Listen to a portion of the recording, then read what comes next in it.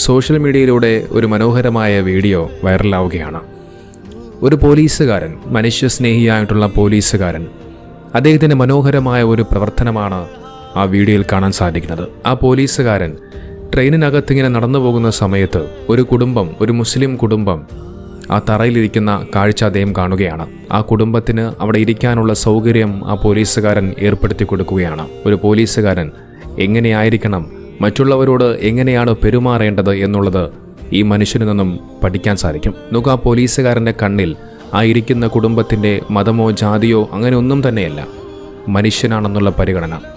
ആ മനുഷ്യനാണെന്നുള്ള പരിഗണനയിൽ മനുഷ്യത്വത്തോടുകൂടി പോലീസുകാരൻ ആ കുടുംബത്തോട് പെരുമാറുകയാണ്. നമുക്കറിയാം, ഈ കഴിഞ്ഞ കുറേ കാലങ്ങളായി ഉത്തരേന്ത്യൻ സംസ്ഥാനങ്ങളിൽ മുസ്ലിമീങ്ങൾക്ക് നേരെ വലിയ രീതിയിലുള്ള പീഡനങ്ങളുടെയും പ്രയാസങ്ങളുടെയും വാർത്തകൾ നാം എല്ലാവരും നിരന്തരമായി കേൾക്കുന്നുണ്ട്. അത്തരമൊരു സാഹചര്യത്തിലാണ് ഇതുപോലെ ഒരു മനോഹരമായ കാഴ്ച കാണാൻ സാധിക്കുന്നത്. ഒരു വശത്ത് മതവും ജാതിയും ഒക്കെ പറഞ്ഞ് മനുഷ്യരെ പരസ്പരം തമ്മിലടിപ്പിക്കാൻ വർഗീയവാദികൾ ശ്രമിക്കുമ്പോൾ, മറുവശത്ത് മനുഷ്യത്വമുള്ള, നന്മയുള്ള, സ്നേഹവും സൗഹാർദ്ദവുമുള്ള നല്ലവരായ മനുഷ്യർ നമുക്ക് ചുറ്റുമുണ്ട് എന്നുള്ളത് വലിയ സന്തോഷം പകരുന്ന കാര്യം തന്നെയാണ്.